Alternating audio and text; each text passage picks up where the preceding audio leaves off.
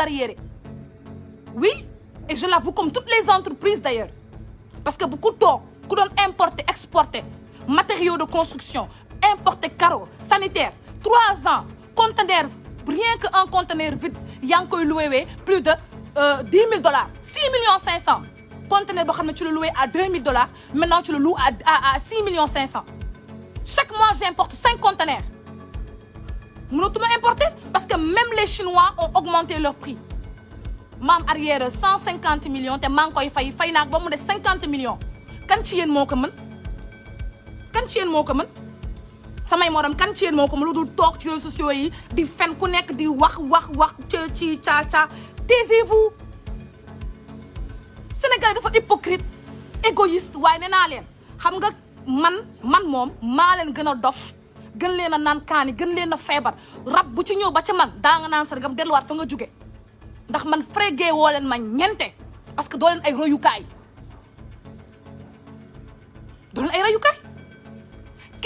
le Sénégal a fait quoi dans l'Afrique? Le Sénégal est dans quelle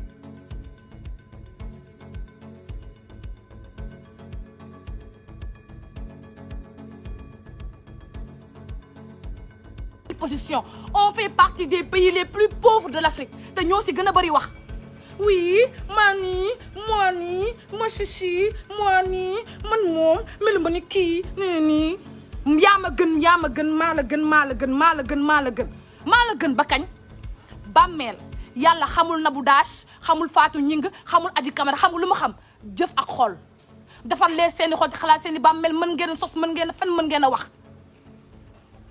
Quand j'ai écrit mon post hier, combien d'entre vous m'ont dit oui Nabou, comment tu peux dire comme ça des choses comme ça d'une femme en tant que femme? En tant que femme, combien de femmes m'insultent tous les matins ici sur les réseaux? En tant que femme, ñaata jigéen ñoo may xas fii? En tant que femme, ñaata jigéen ñoo may wax lu bon? Maa ko fekkee ku fekkee ba may dem France yéen a ko fekkee ba may dem France yéen a ko fekkee ba may nekk Suisse yéen a ko fekkee ba may seeg sama jëkkër yéen a ko fekkee ba may cagatu yéen a ko fekkee. danga dégg naa escorte girl nga ndokk ndax ki jël li nga moom jaay ko amoo compte à rendre à personne wute naag yéen ñi nga xam ne da ngeen di sëy ndax intérêt li xew dañ koy wax te dee bu ma nekkoon sax escorte girl sax maa tey ndax ñaaw ma ci maa tey mbetan ñi nekk ci escorte girl nekk ci cagatu déguisé nekk ci kër di cagatu matin midi soir ñu ëmbal la xamoo sa bàyyi doom nga nekk fi si nit ñi mais yéen da ngeen am da ngeen war a am rusukaay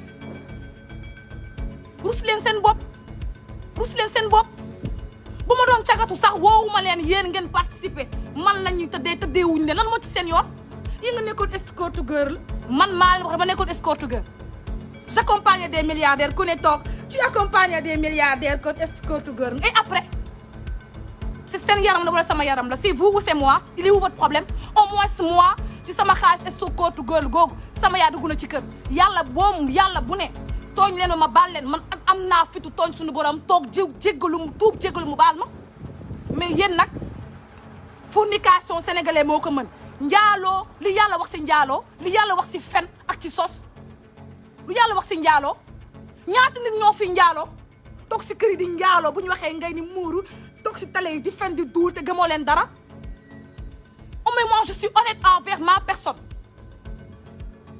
bu ma deewee yéen a may àtte wala yaa day woo sénégalais ne voilà Nabou Dash dee na donc sénégalais yi loo leen xam si moom yàlla xaarul dara si yéen laaju leen dara il n'a absolument rien à foutre de vous laaju leen absolument rien yàlla xol lay fay te moo ni tooñ leen ma tooñ ku ma tooñ tuub jéggalu ma baal la doo leen yàlla doo leen yonent bokkoo leen moom dara trop c'est trop man maa leen waxoon escorte girl la ngeen di xalaat seeni xalaat j'accompagne des milliardaires mais dites-moi Nabou mais dans quel sens vous me laissez même pas terminer oui da doon accompagner kii yi dafa def chirurgie et après yéen laa ko def sama bopp laa ko def sama doom la wala yéen la c'est ma vie ça n'engage que moi et lépp lu ma mën a def sama njaboot lay këpp mais pas seen njaboot maandu leen sonn nañu quand je viens parler sur les réseaux toppatoo leen seeni borom kër loolu leen may wax tu n'as de compte à rendre à personne ñun moo nii vie privée kon xanaa pas la moom da doon def live il ne faisait pas de live mais il a vécu le martyre à cause des femmes sénégalaises soxor ngeen bon ngeen mën ngeen a fen mën ngeen a sos intérêt rek kuñ ci jëlee ca mbalit ma rek ba mu am kër rek ba mu xaw a laal tuuti make-up rek laal parfum Yves Saint Laurent rek nga xool ko long français yi tu sais nit du fàtte démb da ngay ni gore ki la jëlee ci mbalit sang la ba nga set solo la yi mbur bu set boo ko mënta fay lam la ji nga kat sa nday maa tay saag ngeen kat seen nday toog seen kër c'est quoi vous faites chier les gens je m'en fous c'est la première fois ma sàggate maa ndayam tey da ngeen a soof waay yéen vous êtes là à vous marier des arrivistes comme vous moi je ne suis pas comme vous hein bokkuma ak yéen te mënuma bokk ak yéen maa leen gën fu ne bokkuma ak yéen duñ bokkuñu sax maanaam duñu benn sax saraxawoo leen mayewoo leen soxor ngeen siis ngeen iñaan ngeen mën ngeen wax ko bon vous faites chier les gens quand je vous dis prenez soin de vos maris qu'est-ce que vous me dites Nabou adduna bi moom du sexe rek adduna bi moom du sexe rek des fois du sexe rek kon lan la Paa lan moo ko def lu dul naqaru xol takk la yor la dugal la ci kër 15 ans de mariage tu sais on taxe écouteur tu sais que tu peux taxer écouteur croiser les bras il a écrit la lettre elle est là moi j'ai lu la lettre si vous n'avez pas lu moi je l'ai lu et la partie où Paa la disait qu'elle mettait ses écouteurs croiser les bras moi je suis choquée moi quand je ne t'aime pas je ne couche pas avec toi basta punto quand je t'aime pas je ne me marie pas avec toi si tu veux de l'argent va vendre ton cul da nga bëgg xaalis bëgg milliard dama jaay sa bopp jël sa taat gi nga dem rax ba mu set taxaw ci mbedd almadi bii di jaay sa bopp ñu fay la nga am xaalis def sa li nga bëgg mais doo utiliser doomu jàmbur sentiment wu nit ki pour am une belle vie pourquoi pour le voyez-moi tout le monde n'a pas la même capacité d'encaisser ce que vous faites moi j'ai la tête dure moo tax duma xaru tey duma xaru ëllëg li ngeen may wax frégeewu ma ñentewu ma lijjantiwu ma leen ndax maa leen gën a yegg maa leen gën a daan kaani maa leen gën a capable foofu téeméer junni yoon capable leen sax yéen pensez que da ngeen wax ni ma dinaa toog fii di xaruwuma tey xaruwuma ëllëg parce que vous êtes un peuple maudit sénégalais mënul am ndam Sénégal il faut ngeen takk ci suuf ngeen jël seen yàmbi ñi bëyi wow comme ay xaj avec ça vous voulez que le pays change le pays n'ira nulle part ce sera de mal en pire dëgg dañ koy wax baa ñu xool nu ñu def bam d'hypocrite d'imbécile vous n'avez même pas honte tu veux ta carrière professionnelle mais va vendre ton cul va travailler pourquoi tu te déguises dans un mariage pour être truc en plus c'est-à-dire que moi quand j'ai lu la lettre de Paa j'ai pris la défense de Paa parce que xam naa li muy dund fii dama ni fii kenn dofu fii xam nañ li fi xew mais dañoo mën a masla mën a def semblant ci xam nañ li fi xew vous faites chier les gens à la fin vous faites chier les gens liggéeyoo leen xëyoo leen amoo leen benn activité du toog ci internet ou seen passe 1000 francs di fen di duul di sos créer ay groupe de fornication di xas nit ñi di non mais yéen vous êtes yal nañu yàlla yërëm te yal nañu yàlla yërëm rek Sénégal gii yal nañu yàlla musal yal nañu yàlla yërëm ndax fa ñu jëm amul ndox man góoma loolu da nga bëgg ay millions demal nga liggéey ba mënta liggéey jëlal sa yaram gi nga dem leen jaayi ko allez vendre vos culs et arrêtez d'utiliser des gens et de faire n'importe quoi au moins ça personne ne viendra vous dire pourquoi tu as vendu ton cul moi il y a aucune gendarmerie aucun policier personne ne viendra vous dire à part subhanahu wa ta'ala à part Allah il y a personne qui viendra dire pourquoi tu as vendu ton cul au moins vous êtes sincère envers vous-même mais vous jouez les hypocrites vous jouez les hypocrites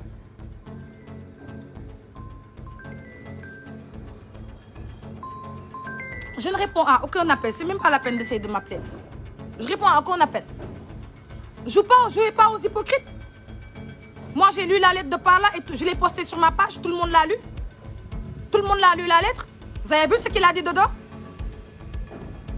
et vous pensez que di nga mën a xas nit ki nekk ak moom di ko torturer pendant 15 ans mu am grandeur u ànd ak xelam il y a ce qu'on appelle des troubles psychologiques le mec il était troublé il était choqué mentalement nekkatul woon dafa dem ba dof ndax lii dof rek moo koy rey say doom rek man je ne conçois pas le fait de tuer ses enfants. Il aurait dû se tuer lui-même et laisser ses enfants. Ça moom parce que je suis une mère et j'ai un enfant te xam naa li ci ëmb sa doom 9 mois tëdd sa kaw lal di ko pousse muy génn xam naa la parce que je suis une mère. Il n'aurait pas dû toucher ses enfants mais dafa sës il était allé en état animal. Pourquoi? À cause d'une femme. Elle n'est même pas belle la femme. xamuñu sax lu muy nduru. gis nga ni mu amee ay góor ñu bon la amee ay góor ñu baax parce que man su ma nekkoon paa la je préfère dem takk si xale ndaw yi moo ma gënaloon foofu mais il ne l'a pas fait. Et je suppose parce que su ko defoon du xalaat rey boppam il ne l'a pas fait. Il a été sincère dans son foyer. Mais qui vous oblige à vous marier? Tu veux pas te marier mais reste célibataire. Qui t'oblige à te marier ba am fa ay doom ba di sànq sa doom ndax quoi qu'on puisse dire lii moom li fi xew moom pas la warut a woon rey ay doomam mais la femme li mu def elle va avoir ça dans sa conscience toute sa vie nit du ko mën a defal ba du tëdd guddi fàtte ko xamante ne ndax jëf wees na. noo may doom ak koo bëggul man dinaa la ëmb bëgguma la may ëmb pour lan bëgguma la may takk may sëy ak pour lan du ma ko def va te faire foutre laa lay wax. mbëggeel sëy ak kala saf ak nga sentir nga koy foon mu lay foon yàgg naa leen ko wax bu leen dof dara dalu leen. Vous jouez à quoi? Non, je sais pas. Moi, j'ai pas le temps. En fait, je suis pas une femme soumise. Maintenant, sans que tu as gâché l'avenir de tes enfants en négligeant ton mari. Et les hommes sont des rancuniers. Un homme est un rancunier. L'homme ne pardonne pas. L'homme n'oublie pas. Et l'homme se venge. Aujourd'hui, qui a perdu? C'est toi qui as perdu? Qui a perdu? C'est toi qui as perdu. Yow yaa ñàkk. Yaa ñàkk di. Yaa ñàkk sa taaw. ñàkk sa doom bu jigéen ñàkk sa caat bu jigéen yow yaa ñàkk c'est toi qui as perdu. Pala n'a rien perdu c'est toi qui as perdu parce que moom lu mu def il va rendre compte à Dieu kenn du nekk famille yàlla moom fa nga koy àtte kenn du fa ne. Vous parlez de culture de valeur Sénégal dañoo am ay valeurs ñun moom y a des choses ban valeur ngeen am du sàcc fen mooy yàlla tuumal nit ki sos njaaloo mandi lan ngeen am ban valeur ngeen am fii ban valeur ban valeur ngeen mën a wan ban valeur amu fi valeur. Association de malfaiteurs et d'idiots publics moo fi nekk aucune valeur. Moi au moins je prends soin de mon mari et mon mari c'est pas le genre à se suicider parce que jiwu ma ko loolu defal ma ko it loolu. Réfléchissez un peu. Vous êtes là je vois dans les anneaux man sama jëkkër du ma ko jox mu lekk suñu merewee moo xam il n'a qu'à aller se faire foutre. C'est digne d'une femme ça? C'est digne d'une femme ça? Moi, je ne dis pas que mon mariage est parfait. Je ne dis pas que mon mari est parfait. Mon mari dox sama jëkkër dafay doxaan njaw dafay doxaan te xam naa ko. Mais c'est pas une raison pour ma defante ak moom. Je sais comment le freiner. Je le freine. Ne ko bébé lii ak lii waru la. Lii ak lii waru la, c'est tout. Il y a pas un homme fidèle.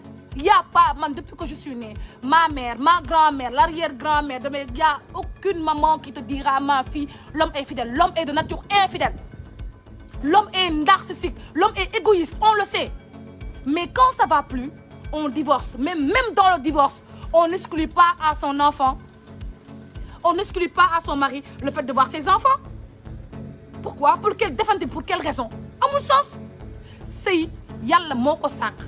Divorce yàlla moo ko sàkk dañuy ànd su neexee bu neexatul ñu bañ a àndati mais man du ma tere sama papa yi dem gis ay doomam c'est pas y a des gens qui n'ont pas la capacité d'encaisser ça. yow li nga mën a attan man mënuma ko attan li ma mën a attan yow mënoo ko attan mais xas matin xas midi xas soir yow lii moom dindi ko moom bu ko publier nii. Si vous aviez soutenu moralement monsieur Paye tey du rayu boppam dina fi nekk mais personne ne l'a soutenu tout le monde l'a regardé en pensant qu'il est jaloux. Mais tout ne tourne pas autour de la jalousie. Il y a pas que la jalousie. Des fois, il y a des traumatismes. Et la personne se sent moralement atteinte. Du coup, il ne répond plus de ses activités. Il ne répond plus de ses actes. Il fait comme un animal. Moi, je suis une femme, hein, mais je ne cautionne pas le fait que ce que cette femme elle a fait parce que man, dofuma dara daluma. Parce que la femme aujourd'hui peut sortir, dire le contraire, mais pas le mien. Au moins, moi, je sais que Paul ne peut plus se réveiller pour dire que tu as raison parce qu'il est parti. Et la lettre qu'il a écrite, c'est une lettre qui est précise. Il a écrit depuis 2004. Li xew ba 2004 ba leen fàttewul dara. Et je vous rappelle, c'est un médecin. Donc ça veut dire qu'il est disposé de toutes ses facultés mentales, mais il était atteint. Il était détruit psychologiquement.